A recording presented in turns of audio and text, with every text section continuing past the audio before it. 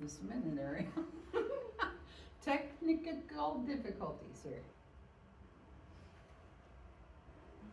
5 minutes, no longer, right? Yes. Ready? Perfect. Set, go. Thank you. Okay, so first I'm going to open us up with a question. Who here has self-pleasured or masturbated before in their lives?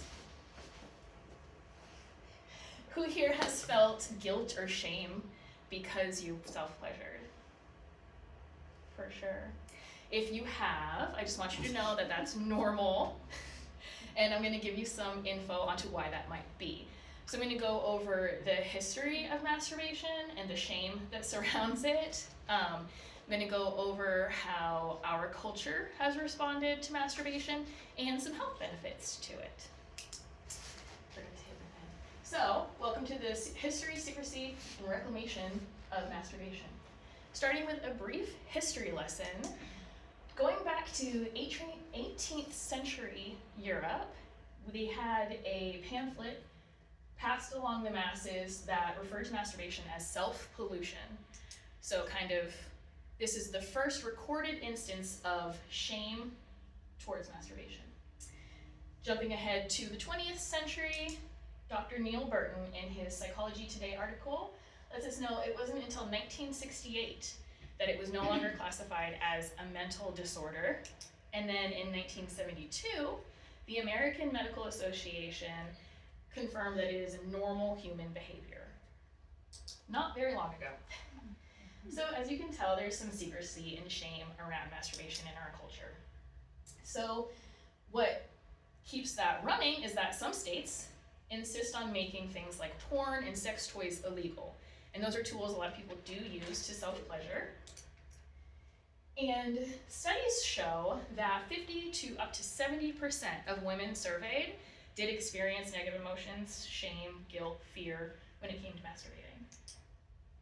But, I forgot her name, Lisa Myers, in her doctoral dissertation for the University of Wisconsin, titled Answering the Call for More Research on Sexual Pleasure, let us know about Betty Dodson and her body sex workshops. Betty started these workshops in the 70s, where she used a Hitachi magic wand, like this one, to teach women how to self-pleasure and achieve orgasm if they so chose.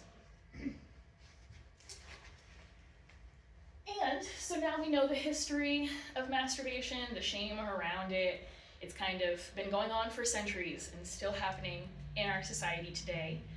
We do have people like Betty who have taught us the benefits of it, and we also have studies that let us know that masturbation and orgasm induce endorphins, dopamine, oxytocin, and kind of flush out the cortisol that we're all drowning in right now.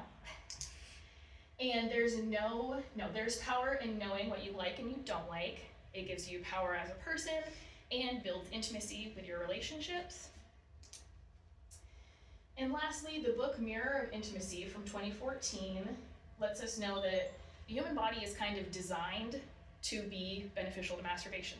I like to say that our fingers and our fun zones are in the front, for easy access.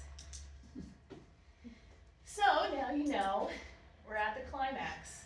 So now you know the history, the shame, the secrecy, and I want you guys to leave here knowing that masturbation is a completely normal human behavior.